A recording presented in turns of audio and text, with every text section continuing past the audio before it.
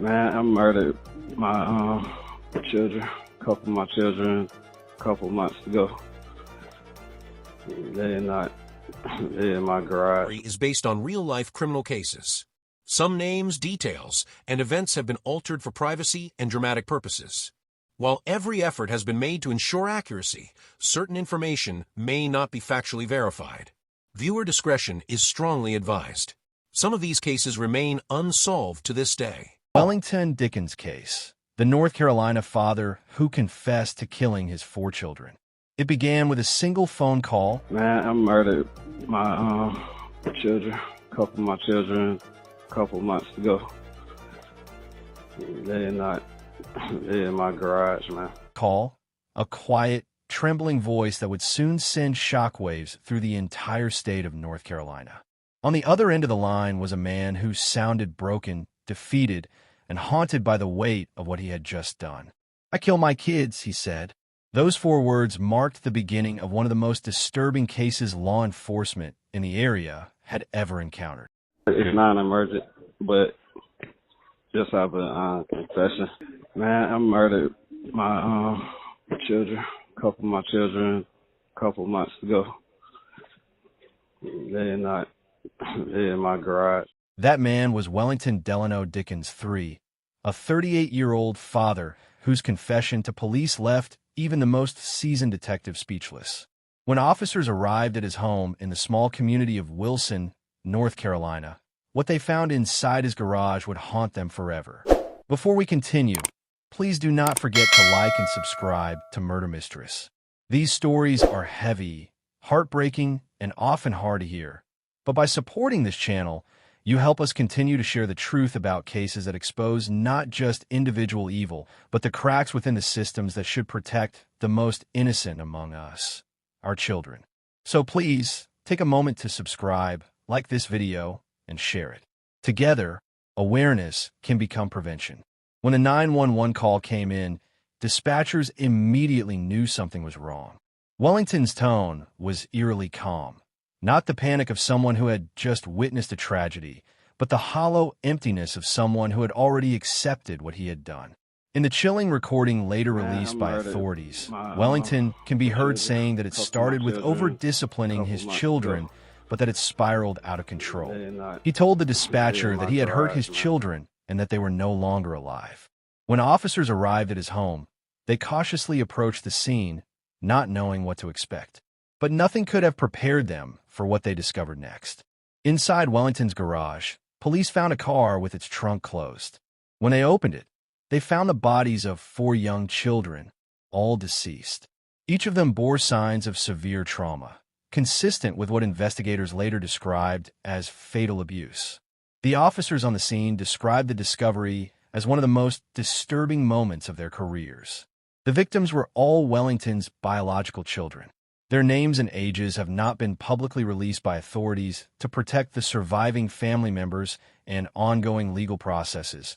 But investigators confirmed that the oldest was in elementary school, while the youngest was just a toddler. 8-year-old Wellington Delano Dickens III is now charged with 4 counts of murder. And investigators say the killings didn't happen all at once, but over months. When deputies arrived, they found Dickens' 3-year-old son alive inside the home and the bodies of 4 children in the trunk of a car in his garage. Neighbors told local reporters that the Dickens family had always seemed quiet, though some said they occasionally heard raised voices or sounds of arguments from inside the home. To them, Wellington was an ordinary father, the kind of man who waved as he left for work and kept mostly to himself. But behind closed doors, the reality was far darker. According to reports obtained by investigators, Wellington had a documented history with child welfare agencies. Records indicate that there had been prior investigations involving allegations of abuse and neglect. While details about those prior incidents remain confidential, the mere existence of those records has sparked outrage among the public, with many questioning whether this tragedy could have been prevented. As the investigation unfolded, police pieced together a grim timeline of events.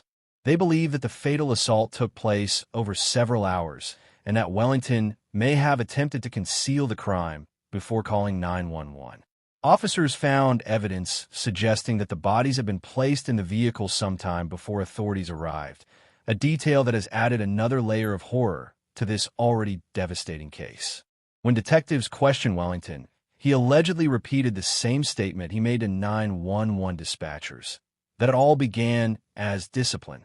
He claimed he did not intend to kill his children, but admitted that his anger and actions went too far. Investigators say his explanation does not come close to excusing the brutality of what occurred. The evidence, according to law enforcement, points to deliberate and prolonged violence, not a momentary lapse in judgment. Authorities charged Wellington Delano Dickens III with 4 counts of first-degree murder, along with additional charges related to child abuse and concealment of death. As his mugshot circulated online, the public reacted with shock, disbelief, and rage. How could a father, someone meant to protect and nurture, be capable of something so horrific? Court documents reveal that Dickens had several prior arrests on unrelated charges over the years, including domestic incidents and nonviolent offenses. None of those previous encounters with the justice system suggested the level of violence that would emerge in this case.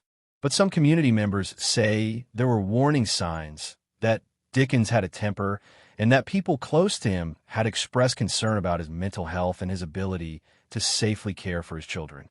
Investigators also found troubling social media posts from Dickens in the months leading up to the murders. In some, he appeared despondent, referencing personal struggles and feelings of hopelessness. In others, he hinted at frustration with life and parenthood. Though none of these posts were overtly threatening, they painted a picture of a man in emotional decline, one who may have been battling internal demons long before tragedy struck. As forensic teams processed the crime scene, investigators focused on gathering evidence that would not only prove what happened, but also help them understand why it happened. Autopsy reports confirmed that the children suffered blunt force trauma and other forms of abuse before their deaths. Toxicology results for Dickens were pending at the time, as authorities sought to determine whether drugs or alcohol played a role.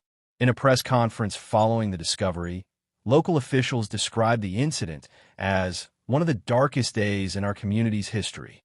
The police chief, visibly emotional, called the scene beyond comprehension.